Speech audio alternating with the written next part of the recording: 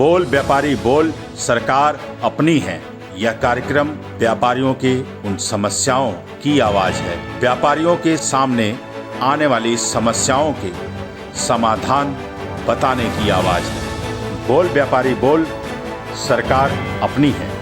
और दोस्तों, मैं हूं रजनीकांत, आप देख रहे हैं नेशनल थॉट्स और हमारा खास कार्यक्रम बोल व्यापारी बोल, सरकार अपनी है। और जब सरकार अपनी है तो व्यापारी बोलेंगे। इस कार्यक्रम में आज हम आए हैं दिल्ली के रानी बाग क्षेत्र में। हमारे साथ कुछ युवा व्यापारी भी दिखाई दे रहे हैं। हम इनसे भी जानेंगे कि जहां बेरोजगारी की इतनी बड़ी समस्या देश के सामने खड़ी है, वहां युवा अपने रोजगार करने के लिए अपने स्टार्टअप में आए हैं और हम इनसे जानेंगे क्या कुछ दिक्कत है। सर, आप लोग बताएं कुछ, क्या कुछ महसूस कर रहे हैं जो अपना रोजगार कर रहे हैं? सरकार को क्या कुछ और कदम उठाना चाहिए जिससे आप लोग और आगे आए बढ़ के? बाज़ार के लिए तो आप जितना करो उतना कम है, लेकिन यहाँ पर कुछ हो ही नहीं रहा। जो सरकार की तरफ से जो सुविधाएं होनी चाहिए कुछ भी नहीं है इस बार। ना काउंसलर कभी यहाँ पर आके कभी सफाई के लिए कभी आगे आए, ना ही किसी तरह का कोई भी। आप अभी चल लो, कोई भी सीवर साफ़ नहीं, सारा पानी बाज़ार में भरा रहता है हर समय। थोड़ी सी बरसात में इतना पानी भर जाता है कि निकालने के लिए 2-3 दिन लग जाते हैं यहाँ पे। बैंक की बात करें कि बैंक लोन या बैंक की सुविधा या टैक्स की बात करें, जीएसटी से उस तरह की क्या परेशानी आप लोगों के सामने आती है? जब काम ही नहीं होगा तो सर लोन ही लेने पड़ेंगे। ये बैंक वालों के पास ही धक्के खाने हैं। तो थोड़े टाइम में रुक जाओ आप, थोड़े टाइम बाद लोन ही लेने हैं यहाँ पर बैंक वालों ने। कुछ नहीं है यहाँ, काम कुछ नहीं हो रहा इस टाइम। बाज़ारों में काम ही नहीं है। जब तक इस तरह की सुविधाएं जब तक बाज़ार में नहीं मिलेंगी। सबसे पहले पार्किंग यहाँ पर नहीं है।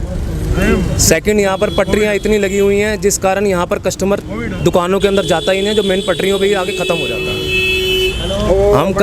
हम सरकार से सिर्फ यही चाहते हैं कि बाज़ार में एक पार्किंग की सुविधा हमेशा पहले, सबसे पहले बाज़ार में पार्किंग की सुविधा होनी चाहिए। पार्किंग की रानी बाग मार्केट में पार्किंग और साफ सफाई की बात है जो कि मूल रूप से समस्या है। बाकी तो समस्याओं का समाधान व्यापारी खुद कर लेंगे, क्योंकि ये एक प्रगतिवीर हैं जो कि देश के नेताओं को भी समझना होगा कि देश के व्यापारी अगर सुदृढ़ होंगे, मजबूत होंगे तो राष्ट्र उन्नति करेगा। फिर अन्यथा की बात ही होगी और रोजगार फिर कागजों में ही तलाशा जाएगा। सर, अपना नाम बताएं। सर नमस्कार, मैं 6 एसोसिएशनों में संत नगर व्यापार मंडल जर्नैल सिंह न्योल जो संत नगर का अध्यक्ष की सेवा का पद संभाल रहा हूँ। जैसा कि हमारे यहाँ एक मेन पार्किंग एमसीडी की है, वो बहुत समय से मल्टी स्टोर होने के लिए चल रही है, प्लानिंग में है, लेकिन उसको सुनते सुनते मेरे ख्याल कम से कम 15 से 20 साल हो गए हैं, उसका कोई सोल्यूशन नहीं हो रहा। और लास्ट टाइम तो पार्किंग बिल्कुल लबारी छोड़ के चले गए थे, उसको कोई नहीं संभालने वाला था।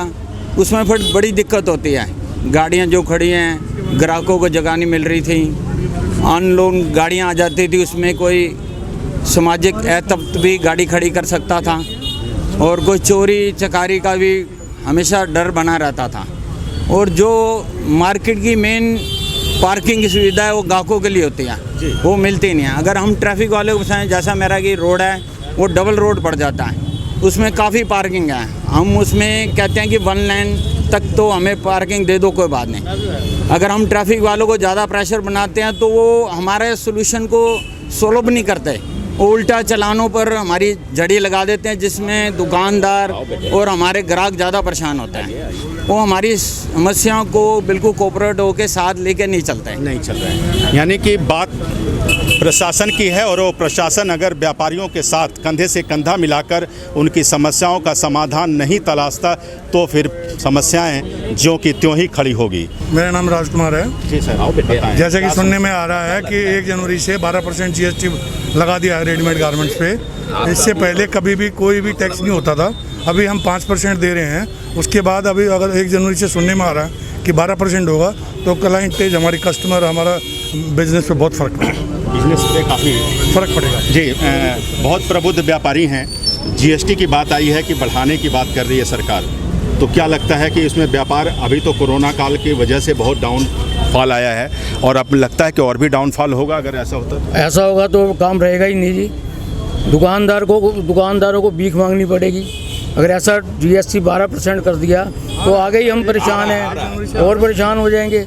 बिल्कुल ही काम नहीं रहेगा।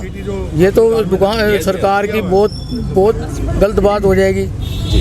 हाँ जी, जीएसटी की। और जीएसटी को लेकर के क्या कुछ भ्रमित हैं उस पर बताएं। सर, जब से जीएसटी आया है और उसको जो कोरोना काल आया है, जीएसटी आने के बाद जो मैन्युफैक्चरर है वो तो बहुत राजी है, क्योंकि वो अब इंडिया में वर्ल्ड में कभी माल बेच सकता है।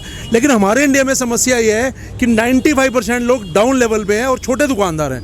उन दुकानदारों को कंपल्सरी स्कीम के अंदर रहना पड़ता है। वो जीएसटी को के लिए सीए करना या अकाउंटेंट रखना उनके बस की बात नहीं है। जितना खर्चा वो सीए और अकाउंटेंट को देंगे उससे तो वो कमाते ही नहीं उनकी। और जो छोटे दुकानदार हैं, हमारे राज्य में भी 90% दुकानदार छोटे हैं, वो जो परचेजिंग करते हैं वो छोटे वेंडर से परचेजिंग करते हैं, जो पक्के बिल देने में असमर्थ होते हैं, और दुकानदार इनको मेंटेन ही करता रह जाता है और वो सरकार की नज़र में चोर बनता है, उसको डर लगा रहता है। ये जो जीएसटी है इसने बहुत सारे लोगों को डाउन ही करा है, बढ़ाया नहीं है, बिल्कुल नहीं बढ़ाया। देखिए, बाज़ार की जितनी भी मैं तारीफ़ करूं वो मुझे लगेगा कि मैं अपनी तारीफ़ कर रहा हूं।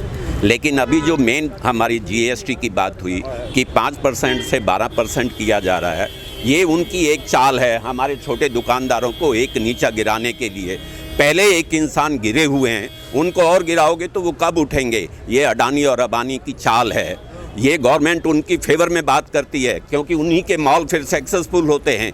वही एक प्रॉपर वे से बिजनेस कर रहे हैं। हम लोग क्या है, कुछ कैसे करता है, कोई कैसे करता है। अगर यही रहेगा तो ये जितने भी हम हैं ना, ये जो कपड़े पहने हुए ये सब उतर जाएंगे। कि एक व्यापारी की एक आवाज़ जिस दिन भी उठेगी ना, ये नहीं रहेंगे। ये आप नोट कर लीजिए। सारी बातें तो आपने व्यापारियों की भी सुनी, मेरी भी सुनी, और सरकार के प्रति भी जो हमारा रोष है वो भी आपने सुना है। जो सरकार जो हमारी पार्किंग की प्रॉब्लम है वो भी आपने अच्छी तरह सुनी। पार्किंग छोटी है और वो हमारे दुकान व्यापारी भाइयों को मिलती नहीं। वो तो रानी बाग ऋषि नगर के रेजिडेंशियल वालों ने कब्जा कर ली है, मगर छोटी है। ये मल्टी पार्किंग होनी चाहिए कम से कम, मल्टी।